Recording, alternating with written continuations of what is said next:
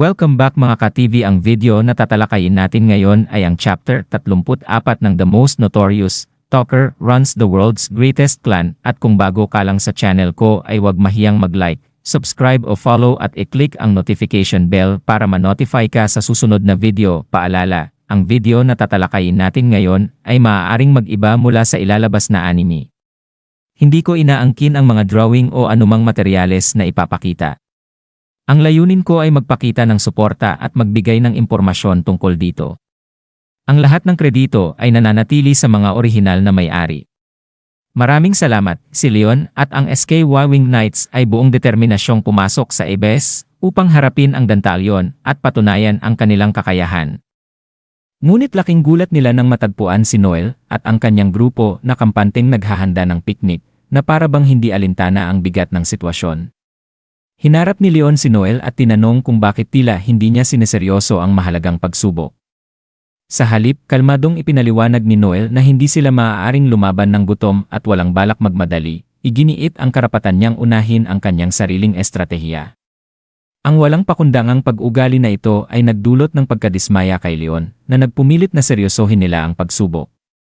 Gayunpaman, pinayuhan siya ni Caim, isa sa kanyang mga kasama, na huwag na itong patulan at magtuon na lamang sa kanilang tunay na layunin, ang patunayan ang kanilang sarili bilang karapat-dapat na bumuo ng isang clan.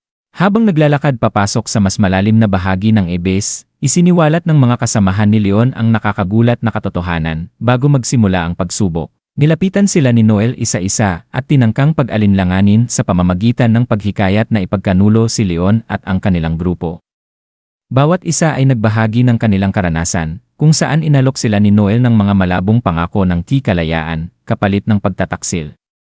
Bagamat walang tumanggap sa alok, nagdulot ito ng kaunting kaba at tensyon sa grupo. Sa huli, nagkaisa ang SKY Winged Knights na mananatili silang tapat sa isa't isa, at kinilala nila ang taktika ni Noel bilang isang paraan upang pahinain ang kanilang loob. Bagamat hindi sang-ayon si Leon sa mapanlinlang na paraan ni Noel, inamin niya ang talas ng isip nito. Nagmungkahi siya na kung manalo ang SKY Winged Knights, anyayahan nila si Noel at ang kanyang grupo na sumali sa kanila. Naniniwala si Leon na may potensyal si Noel, at sa tamang gabay, maaari itong magamit sa positibong paraan. Samantala, nakaharap ng SKY Winged Knights ang isang puwersa ng 200 kin ng Dantalion.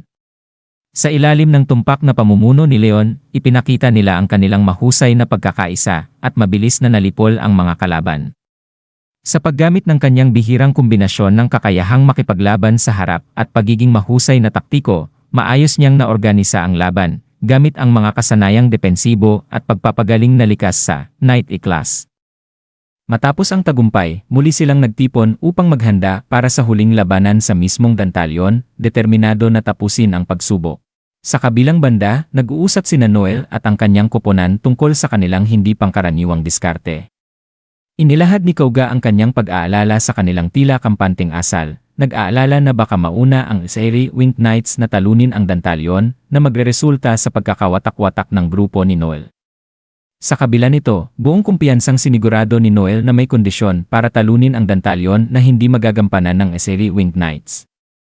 Ipinaliwanag niya ang kanyang pagsusuri sa pamumuno ni Leon, bagamat mahusay itong taktiko at mandirigma. Ang labis na pagtutok nito sa siguradong tagumpay ang nagiging limitasyon nito. Ang sobrang pag-iingat na ito, ani Noel, ang magpipigil sa SKY Winged Knights na gumawa ng matapang na hakbang na kinakailangan upang magtagumpay. Inilahad pa ni Noel na ang kanyang naunang mga pakikipag-usap sa SKY Winged Knights ay sadyang dinisenyo upang magdulot ng pagdududa at kawalang katiyakan sa kanilang hanay. Bagamat itinanggi niyang may masamang intensyon, umasa siya sa paggamit ng psikolohikal na kahinaan ng grupo ni Leon. Buong tiwala ni Noel na ang mga binhi ng alitan na itinanim niya ay magbubunga, at ang labis na pagsandig ni Leon sa ligtas na estratehiya ang magiging sanhi ng pagbagsak ng SKY Winged Knights. Habang nag-aalangan pa rin si Koga, nanatili si Noel sa kanyang paniniwala na ang kanyang maingat na pagkalkula ang magtitiyak ng kanilang tagumpay, habang ang SKY Winged Knights ay bumigay sa bigat ng kanyang psikolohikal na taktika. At dito nagtatapos ang chapter 34 ng The Most Notorious Talker. Nagustuhan nyo ba? Comment down below.